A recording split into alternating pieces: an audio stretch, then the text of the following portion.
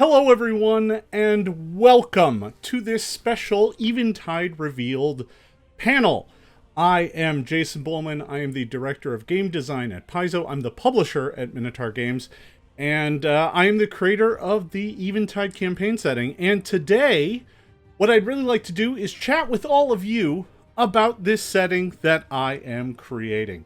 I see that I have a huge audience here right now. I'm really excited to talk with all of you about this setting. What I'm going to do is I'm going to spend some time chatting about the world of Eventide, what it's about, what players can find in the world, what GMs can find in the world, and then at the end, I'd like to make sure I save some time for some Q&A to answer your questions. So first off, thank you for coming to this little chat. I am excited to be here and be talking about this world. So let's get right into it. So what is Eventide all about? What's even going on here? So Eventide is a brand new campaign setting built specifically to get the most out of the Pathfinder Second Edition rules engine. Honestly, this campaign started in its earliest days back when Pathfinder Second Edition itself began to take shape. I started dreaming up my own world to play around with, and I thought, you know, this was a great opportunity to really dig into the rules and build a setting that was custom crafted to get kind of every bit of power out of the system, to really use what Pathfinder Second Edition has to offer. So what do I mean by that? Well, Pathfinder Second Edition has a lot of new rules and new elements in it, some of which, you know, were codified into the system. And I really wanted to build a setting that was informed by that, so that the setting and the rules played together. And that takes a lot of different forms, from using rarity to its fullest extent, to analyzing the way the magic traditions work and using that to inform the campaign setting as a whole, to building a world that really takes advantage of some of these new focus points, things like hero points and alchemy having a much bigger place in Second Edition, and occult spells becoming a codified thing. All of these are built into Eventide as a world and, you know, wrapped into the story of the setting. Those rules play with the story of the world. So what is that story? Well, you just got a sense of it here with that intro that I threw together. So 850 years ago, Eventide happened. Now, this is a pivotal moment in the history of this world. The world's older than that, right? You know, before that, there were folks going about their daily lives. There were dragons flying around. There were elves, and dwarves had their huge, gigantic kingdoms. And there was all sorts of things going on, but Eventide happened. And basically, a storm of shadow and darkness set upon the world. And for 3 weeks, no one saw the sun. Some places were hit by it far worse than others. Places far to the north had terrible blizzards set in. Places in warmer climates at least avoided some of that, but they too fell to kind of lawlessness and chaos. As, you know, the sun didn't rise. Many people saw it as the end of days. But it wasn't. 3 weeks later, the clouds slowly broke up and the sun returned, and people began to pick up the pieces and return to their lives. But that wasn't the end of it. In the years that followed, a lone scholar named Arvanis began studying those days. Many people did, but Arvanis dedicated the rest of his entire life to trying to find out what had happened, because something was different. Magic was suddenly becoming unreliable and unstable. It became something that the folks could not count on anymore. And in the decades that followed, as he studied this work, he became more and more of a recluse. And at the end, he penned one book called The Seven Truths, and he sent it to the queen of the kingdom that he lived in, called Zankar at the time. And shortly thereafter, he took his own life. In the centuries that followed, things began to happen in the world. The elven birth rate crashed, and as a result, their entire collective kind of began to fracture and shrink. The dwarves began to hear an ancestral calling to get them to return back to the deep caves underneath the earth, and as a result, they just abandoned their giant citadels. Humans seem unaffected. Halflings seemed unaffected. They in fact, their populations exploded, taking over the lands that were once occupied by elves and dwarves. 800 years later now, the world is a different place. Elves and dwarves can still be found, but they are now far less common than they were before. Magic has faded, and in some places it's gone altogether. The people don't rely on magic anymore in their day-to-day lives. Alchemy has taken over a lot of the kind of healing and curing of simple and common ailments. Of the 7 truths, most see it now as a conspiracy peddled by the desperate, but within them lies hope for salvation. Because the clock is ticking on this world, and time is running out. That's kind of the setup. Now, as I'm designing this world, because it is still being designed, this world is focusing on one continent called Allnear. Allnear is the place where all of the action first starts, and as a continent, it just has some loose details. And as we zoom in, all of the initial development is occurring in a place called the Ice Scar Valley, far to the north, in a small town by the name of Wormbone. And that is where all of the first players will be from. And in fact, all of the players that are currently playing in this world are from there, because I'm running 2 playtest groups through the introductory adventure right now. So what is in this for players? This is more than just a book of lore that says, yeah, now use the rules from Pathfinder Second Edition. There's new stuff as well. Eventide is a diverse world home for all sorts of characters and their stories. But there are some changes from the core rules, some things that don't work quite the same. As I mentioned, magic has started fading, and one place where that is particularly acute is primal magic has all but vanished from the world. There are no primal spellcasters anymore. As a result, druid is a rare class. The rarity of the class has been changed to make it so that it's not an option that players get to pick. There are no druids. With them, you don't get primal sorcerers, you don't get primal spellcasting for rangers or anything like that, right? All things tied to primal magic are rare options. You cannot select them. In addition to that, gnomes all but vanished from the world. In the first 100 years after Eventide, the gnomes just went away. They're just gone. No one knows what happens to them. Now they're lumped in with all of the other missing fae that also vanished from the world. Gremlins and grumpkins and all that sort of stuff, redcaps, all of that, just gone. Treants, that's a myth, a legend. No one's seen one in 800 years. But for everything that's been removed, Eventide adds something else in, and there's a lot of fun, exciting things to explore here. So, first off, there is a brand new Ancestry. You saw a hint of it there. I also included it in the promo for this. So, you have a brand new Ancestry called the Glomling. Now, this is a brand new group of people that are new to the world itself. 200 or 300 years ago, Glomlings didn't exist, but now all of a sudden they're kind of everywhere. People have just found them lurking in cities in the dark places. And I say that because Glomlings are intrinsically tied to the shadow. They cannot see color. They have monochromaticism, and they lurk in kind of the dark places, and all of them, as a people, do not have a deep collective memory of their own past. They simply were. They simply started skulking in the darker places of the world.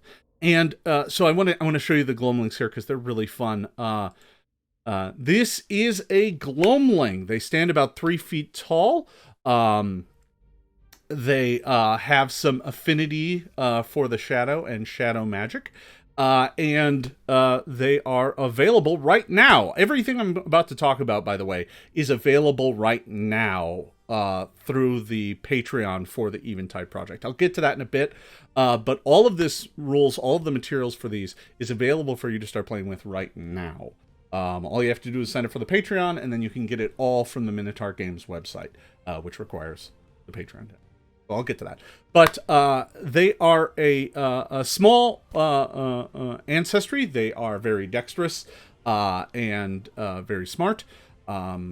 But they're awkward and shy, and they don't make friends easily, and they feel like outsiders.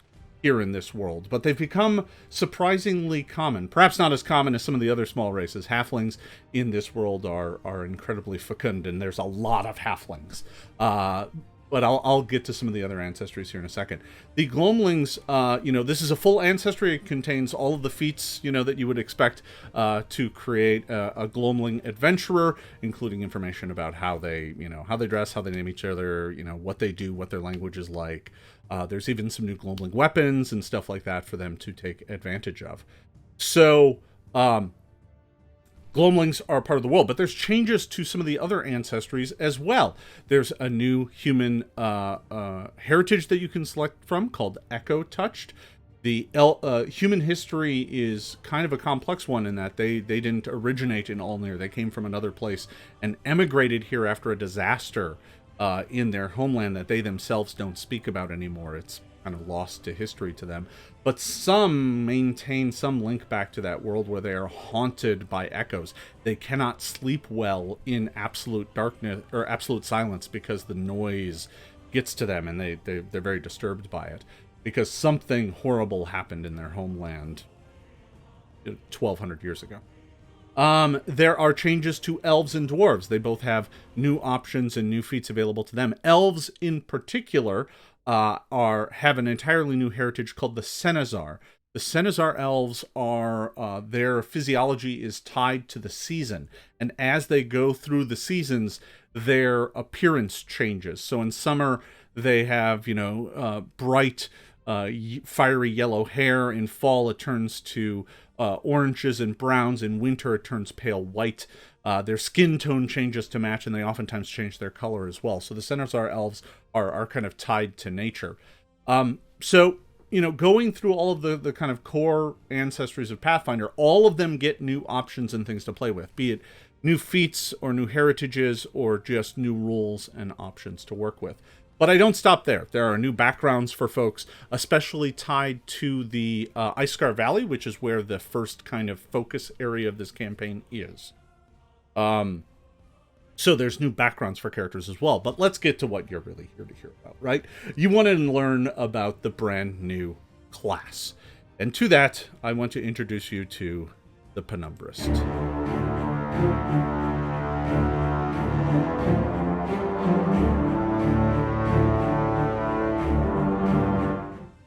So this class is a full 20-level occult spellcasting class. They use shadow magic exclusively to kind of enact their will upon the world. Each Penumbraist has a shadow that speaks to them and gives them their spells every day. They prepare spells off the occult spell list like a cleric, in that each day they can change out the spells that they have prepared and prepare different ones from the occult spell list. In addition to that, their shadow, the thing that speaks to them from the darkness, comes in one of three varieties. There's a snarler that urges you to fight and attack your foes, and it gives you kind of more melee combatant abilities. There is a whisperer that urges you to be cautious and careful and skulk in the shadows and gives you abilities to hide and stealth better. And then there is a jester that likes to make cruel jokes and japes from the darkness and gives you abilities to manipulate people and get them to do your will. As the Penumbraist casts spells, especially those with negative energy or the shadow descriptor, they start attracting motes of shadow around them. And as they get more and more, they can use those to power their abilities. And once they're up to 3, they can even do massive spell abilities that burn away their motes, but give them kind of a cool finish for a fight. And the Penumbraist, just like the Glomling, is available right now. This class is up and available for folks to play with right now on the Minotaur Games website. You can grab it there and play with it, create a full Penumbraist. It has all the feats and all the spells that you need to make it work. So the Penumbraist is available now.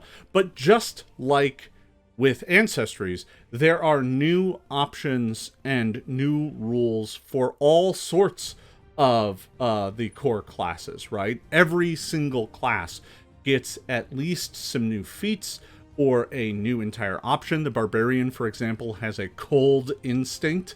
They come from the frozen north and they suppress their rage under a thin veneer before it explodes out of them. They also tend to get some cold abilities that is specifically tied to the kind of cold northern region. Fighters get some new combat styles, some based on old elven fighting techniques. Rogues get, brand new feats to tie them even closer to Shadow. And rogues and rangers and some of the others get additional alchemical feats because they're losing access to some of their magical choices because magic is far less common in the world. So in response, many of them have new alchemist feats and things to kind of allow them to play more with the richer, deeper alchemy system in the game. The Alchemist itself gets a number of additions and improvements, including the ability, this just is an add-on to the Alchemist, that in Eventide they've learned how to scavenge components from a battlefield. So after they throw a number of bombs in the battlefield, they can go around and kind of pick up some of the components and use those reagents to make other things in the future. So they get some like temporary infused reagents that they can use in future fights. So there's a whole world of options here. Now, obviously, there are some things that aren't in there, right? You're not going to find new Druid options because Druids aren't in Eventide. But there is, new things for almost every other class in the core rulebook.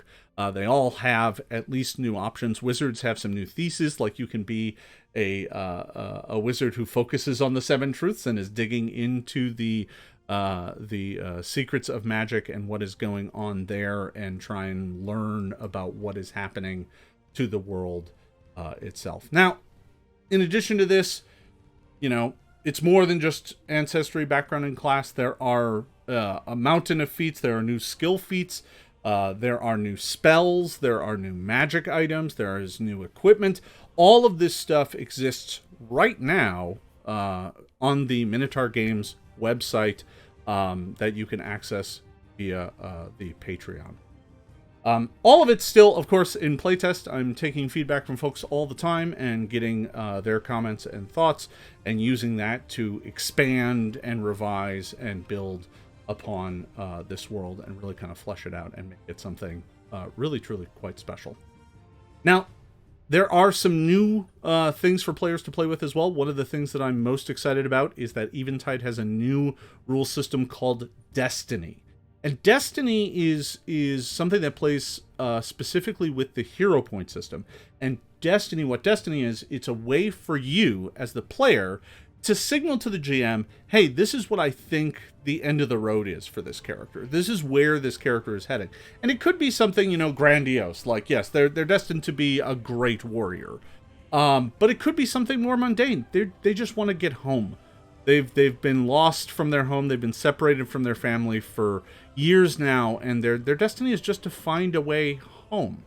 It could be something entirely mundane or even not exactly successful. Like, you're destined to be forgotten. You will have a hand in great and momentous things, but no one will ever remember you for it. They always are going to give the credit to someone else, or they're not going to remember you as an individual. You will be the hidden hand of fate.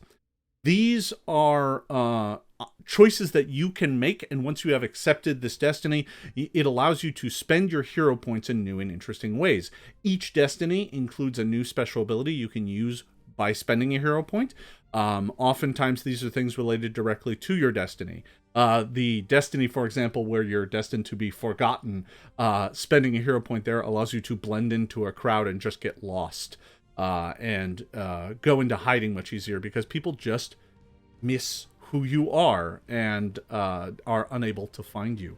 The warrior one obviously has something to do with attack rolls and things of that nature. So there are, I believe there's 17 or 18 destinies right now in existence. I am adding some more in the future.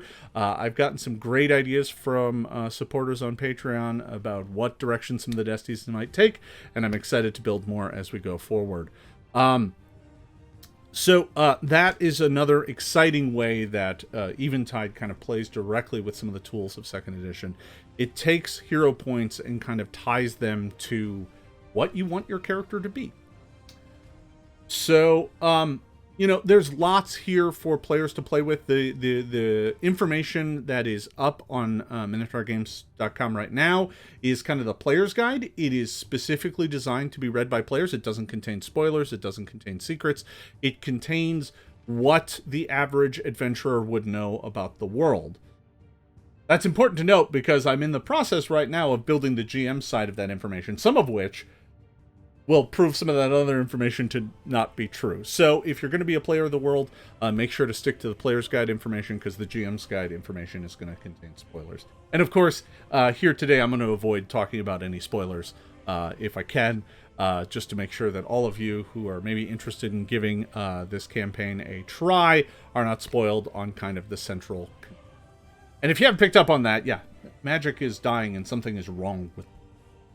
Now let's get to talking about GMs, because obviously for any campaign to be a success, you need GMs who are invested and excited about the world. So for Eventide, this is an area that is still deeply under development. A lot of this material exists, but I'm not quite ready to show it all. What I'm focused on right now is creating an exciting introductory adventure to kind of give everyone a taste of the world.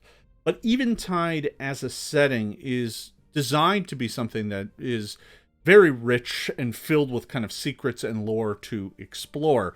At its very heart, the campaign kind of revolves around one central mystery, a mystery that isn't revealed or even clear to anyone yet, other than me, but will be revealed over time through adventures and supplements and other materials. So I don't want to give away the entire story here right at the onset, but I do want to give you a taste of the mystery and draw you into it. I think as a GM, one of our central tools of storytelling is to get the players interested in the mystery, in the story, get them engaged in what's happening, and give them the agency to kind of uncover and solve these mysteries themselves.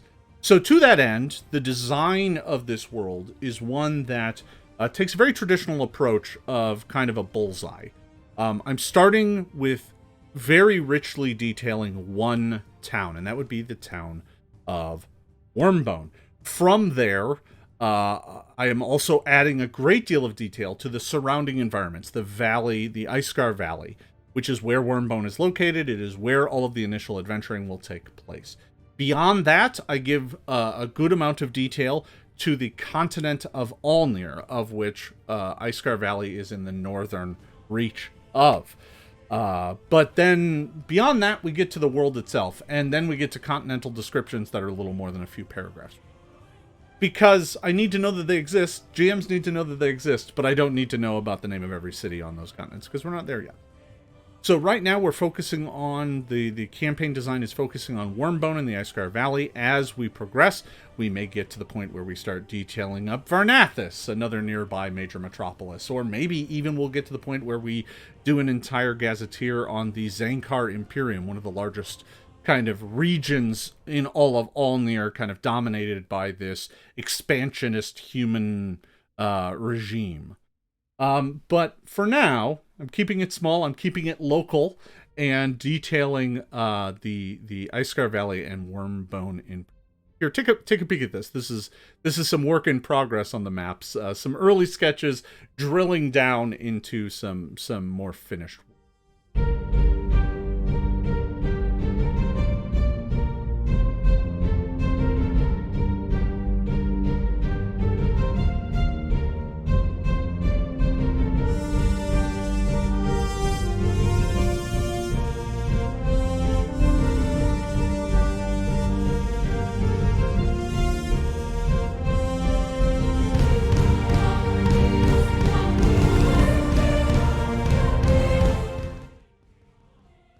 So there you go. That's the Icegar Valley and the town of Wormbone.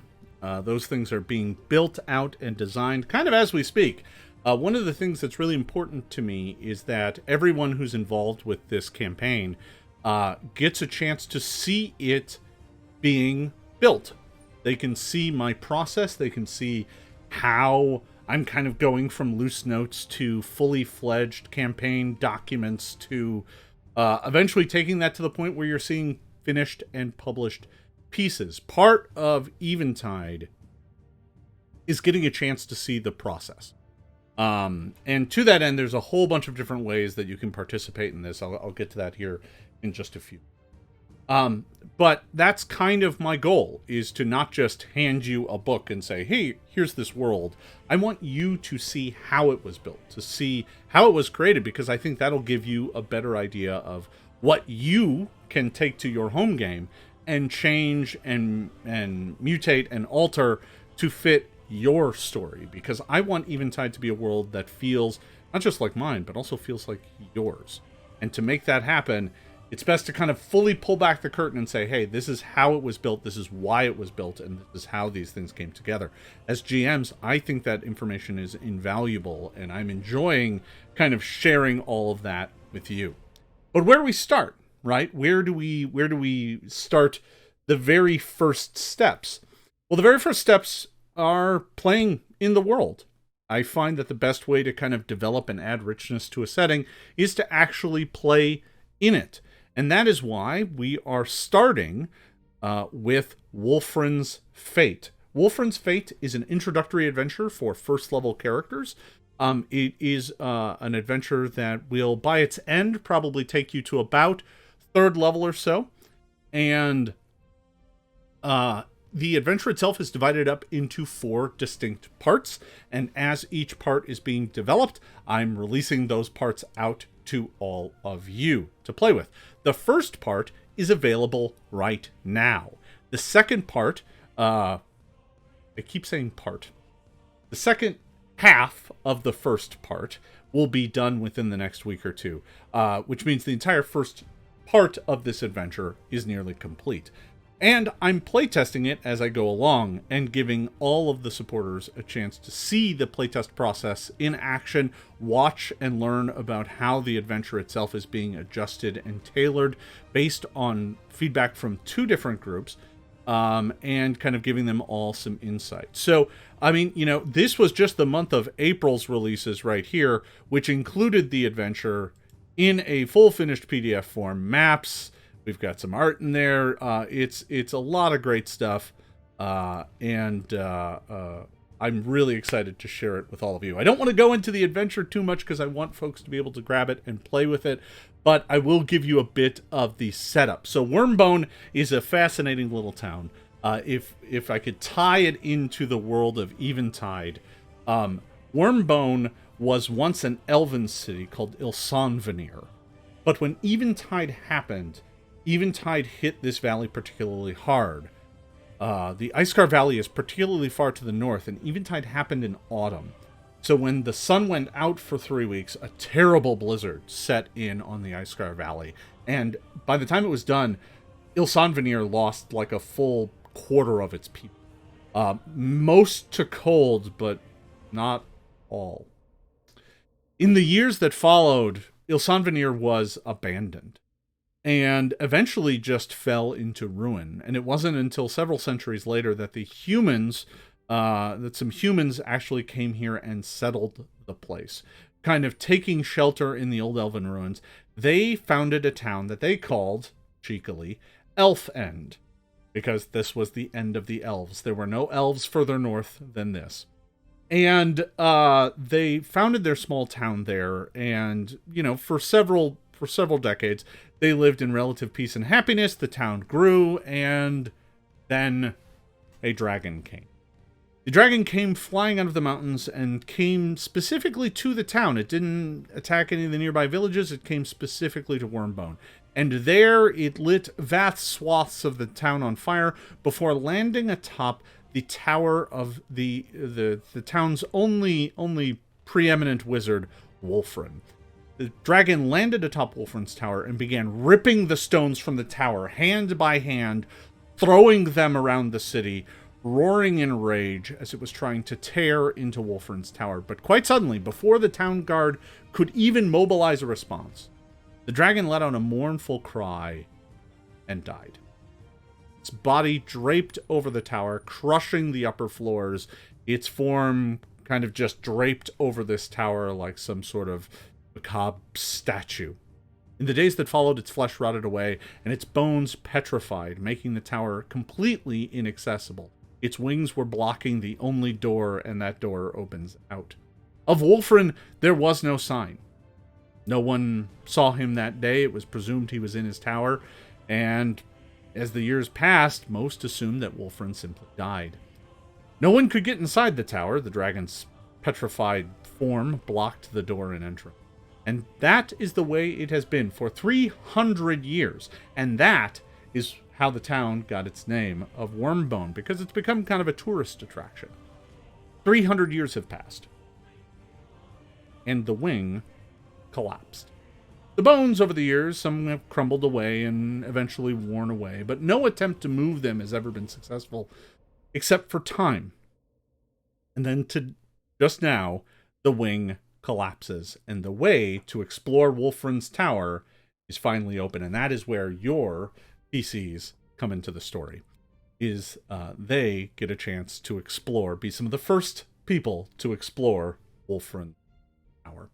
So that's Wolfram's Fate. Wolfram's Fate is designed to be, as I said, a 4-part adventure that will take your characters all the way up to 3rd level. It's designed to be both some dungeon crawl, some city exploration, some social encounters, some wilderness travel. There's a lot going on in this adventure. Its entire purpose is to give both you as GM and your players a chance to kind of explore and learn about the world of Eventide, and also kind of set down some roots in Wormbone and learn a bit about themselves and their future in the process. I will say this setting has a central mystery, and you can rest assured that I'm going to be introducing the players to it at some point in time during this introductory adventure.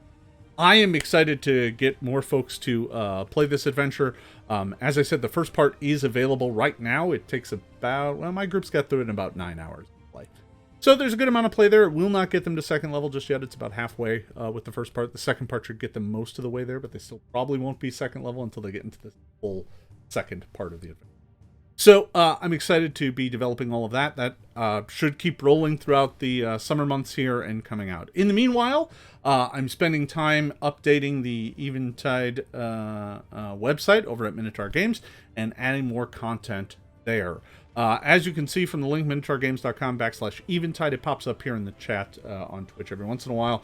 For those of you on YouTube, I'll put it in comments down below. That takes you to a page that you can kind of learn some of the basics about the site, but everything beyond that is locked to Patreon supporters. So let's get to the Patreon. What's the deal with that? Why Patreon, first of all? Why not just go Kickstarter?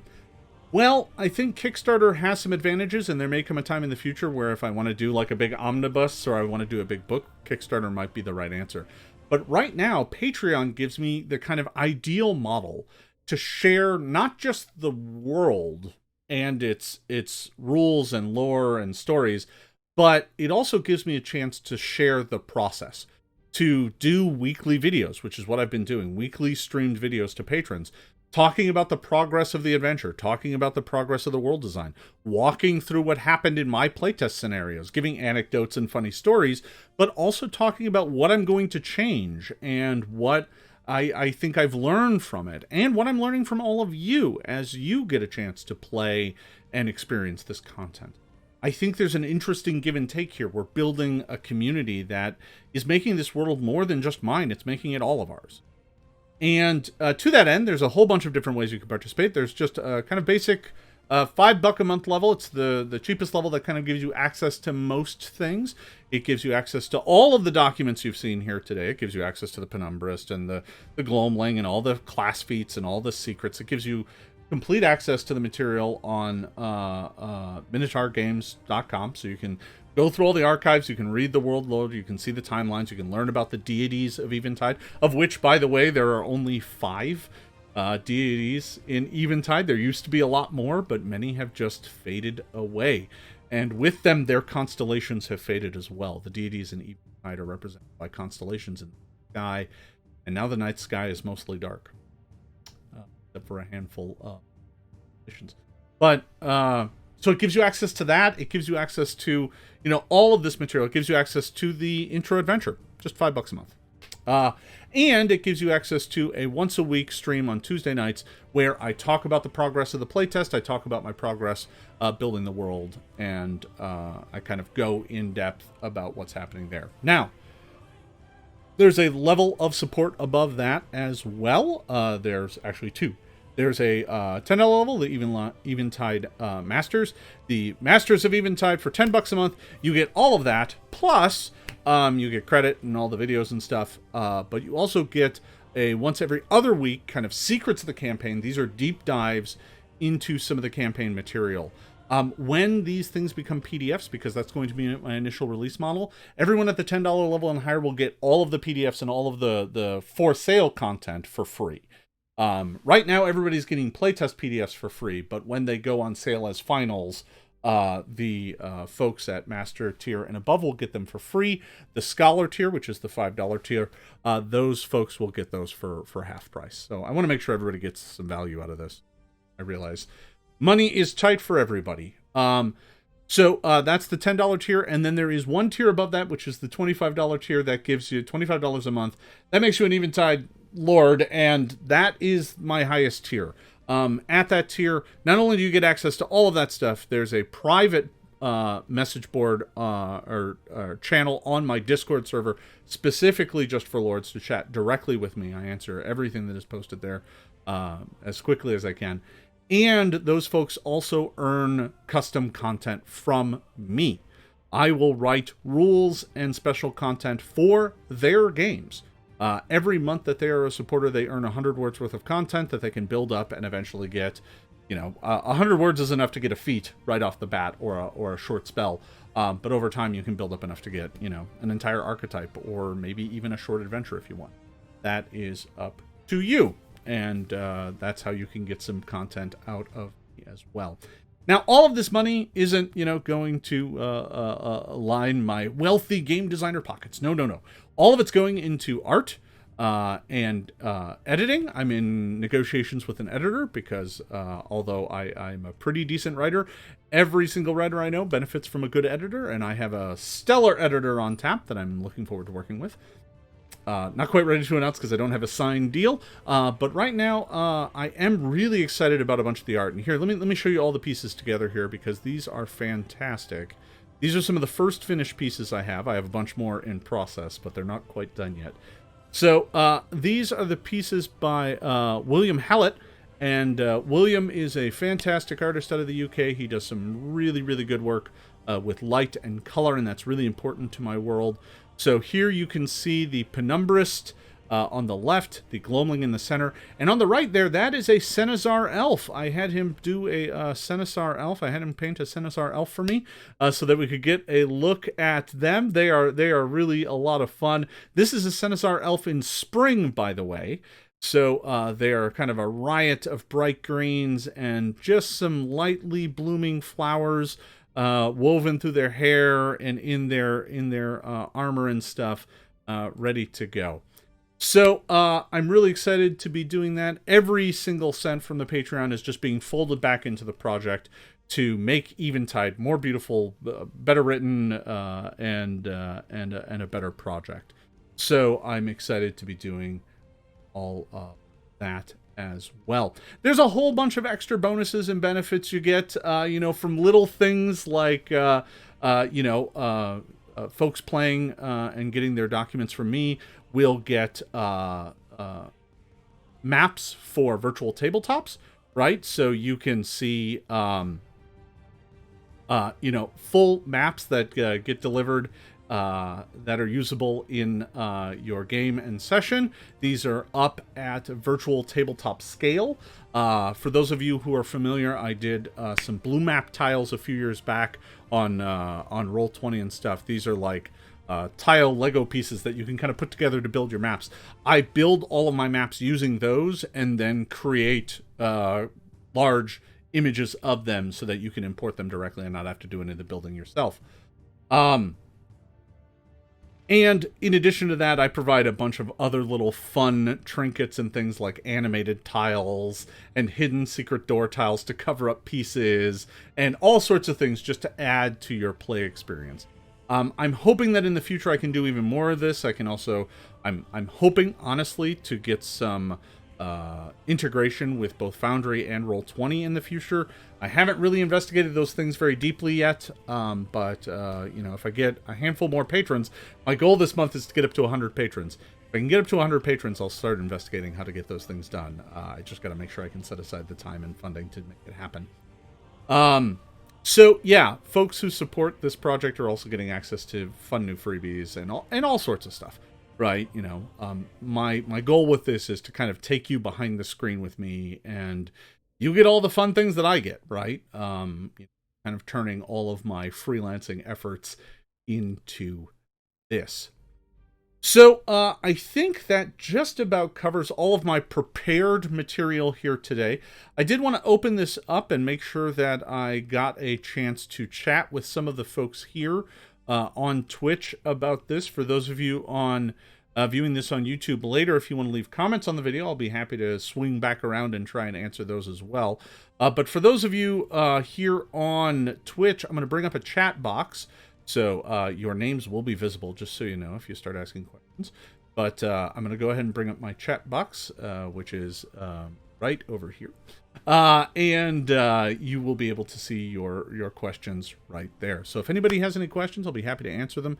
Otherwise, keep this moving. I'm really excited about this campaign.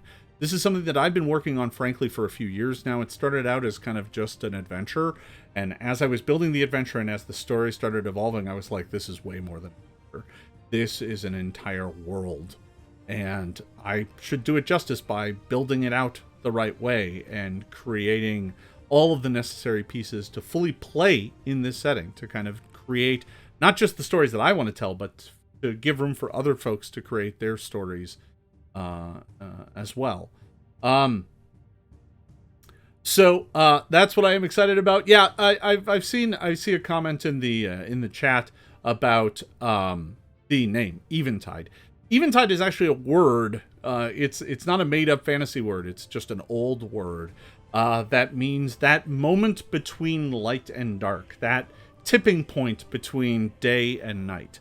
It is that exact moment. Whereas sunset is kind of a period of time, eventide is exactly the moment where things tip from one side to the other. Do I have any plans for a physical release? Thank you, Dr. Robotnik. Yes, I do hope that in the future this will become a physical product. Right now I have to focus on what I can easily do, which is PDFs. But I think once I have the PDFs, the road from a PDF to a physical product is a pretty short one. There's extra work that needs to be done, but I think that is a goal of mine. I would like folks to be able to have their Eventide campaign book and be able to use that to kind of reference at their table and the game. Do I have a time frame for the PDF release? Well, that's complicated, because it's actually probably going to be multiple PDFs that release over time. I will say this. The player's guide is done with writing.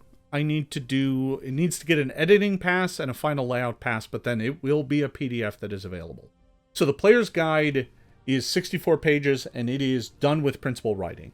In addition to that, there is a GM's guide. The GM's guide is not done with principal writing, but is about halfway. That will probably take me several more months because I'm at the same time writing the adventure. The adventure is approaching 25% completion, because as I said, there's 4 parts, and I'm almost done with the first quarter. I expect that'll be done later this year. So I think that there's a pretty decent chance that the first PDFs for this actually release later on this fall. I'm hoping that the player's guide is sooner than that, but frankly, art is my big holdup. If you've ever dug into the way art prices work in the game industry, art is pretty expensive. And as a result, I got to build up enough funds to be able to afford artists. And I'm committed to making sure that I pay artists fair living wages, no matter where they are and who they are. So for me, that means it's going to take a little longer, which is fine by me. I just got to make sure that I do it. Is there already side material? Are you referring to like additional side adventures and stuff like that? Right now, there is not. There is, in the future, right, I have plans for Wolfram's Fate, which is kind of the first main introductory adventure. but it's not meant to be like a long-form super story. I full well intend it to be, this is the introductory adventure. Where you go from here is kind of up to you.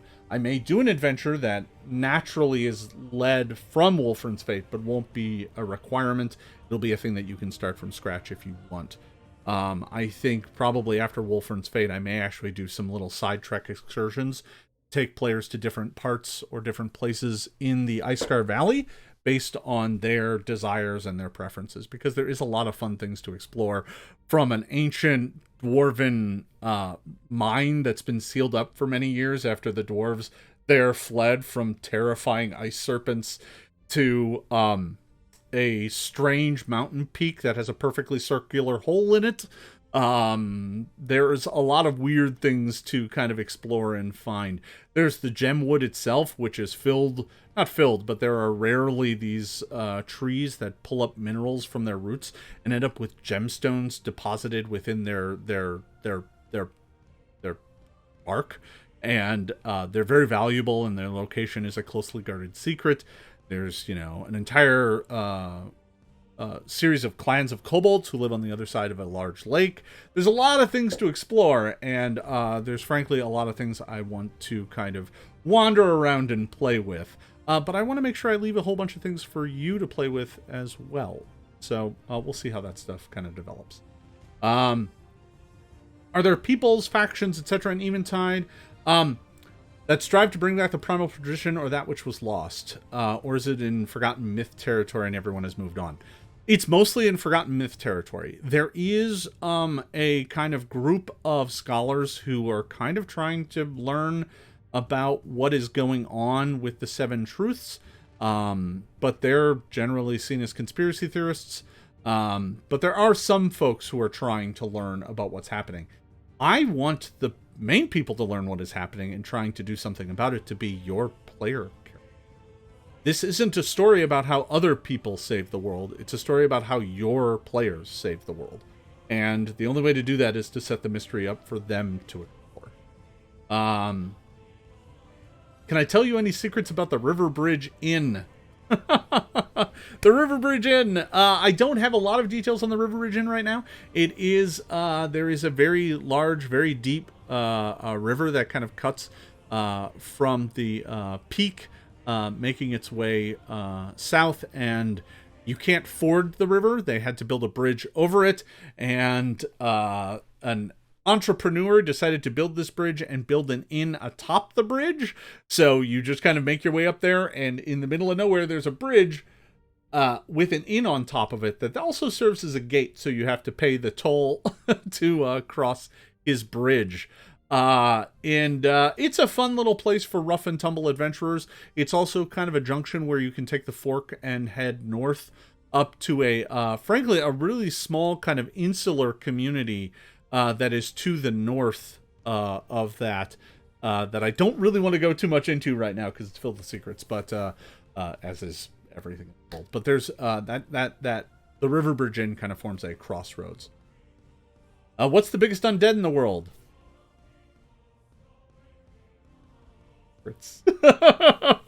Secrets, things I can't talk about yet. They're definitely not for first level characters, that's for sure. But I would say that this isn't the sort of world where like there's a super lich floating around. Are there liches? Probably. Is there a super lich somewhere? Well, everybody who knows me, knows that I am in love with liches. But is there a super lich in the world? No. Not one of note. There is something else going on, but obviously that's going to be a bit further afield. Since magic is on the decline, will technologies from Guns and Gears be built in the setting by default? Currently, I'm focusing entirely upon the core of Pathfinder. Frankly, this setting much of the setting was built before Guns and Gears was even conceived. So some of it is still being integrated. Will guns and gear technology be a part of the world? Yes, I've already started to work on that.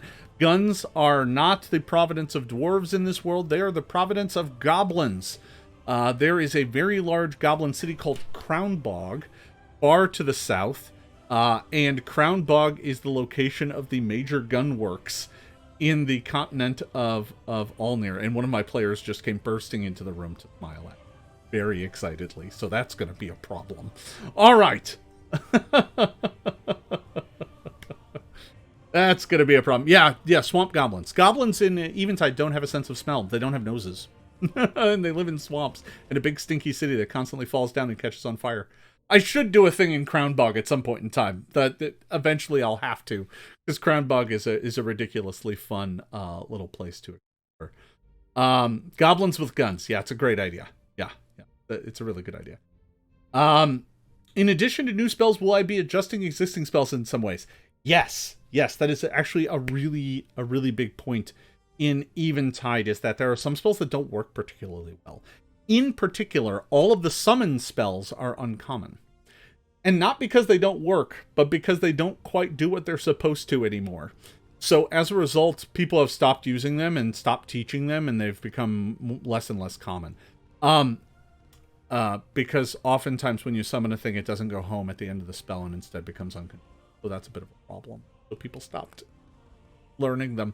I have mentioned that magic is kind of different. Spellcasters in this world, generally speaking, need to carry an object on them called a link. The link bolsters their connection to magic, and arcane and divine spellcasters need a link to cast spells in most environments. So this doesn't mean that they can't do magic or their magic is particularly hampered in any way. As long as they have their link on their person, they're fine. But if they're without their link, depending on the local magic conditions, they may have a hard time casting spells, and in some cases they may have to burn like twice as many spell slots to make the spell happen. The exception to this is occult magic, which doesn't seem to be affected at all, at least not yet. But even then, there are spells from all across the world that are different. Teleportation magic doesn't work particularly well anymore. It's kind of very fickle and doesn't function quite as well as it should. There's something off about magic, and as time goes on, it gets worse and worse. And this process appears to be speeding up. So the need for links is something that's only a few hundred years old.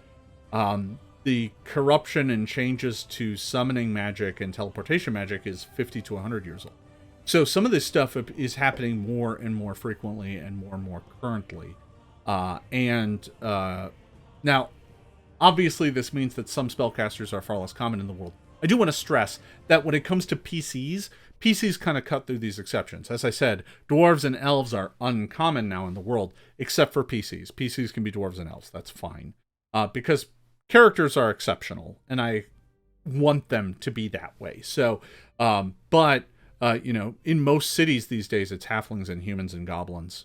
They're the majority of people. And Glomlings. Lots of Glomlings.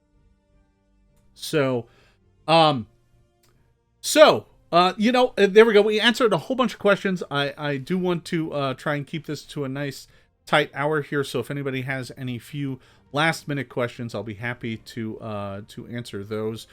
But otherwise, let me just make sure I didn't miss anything.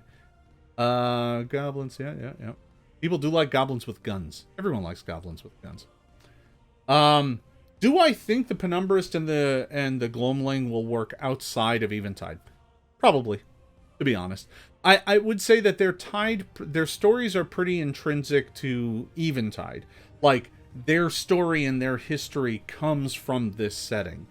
But that doesn't mean you couldn't kind of pluck them up and make them a one-off somewhere else. Right? I do think that makes them, it's not like there are rules tied to Eventide that they have to have globally for them to work. It's more that they're just more kind of inculcated in the world of Eventide than they would be in, say, Galar.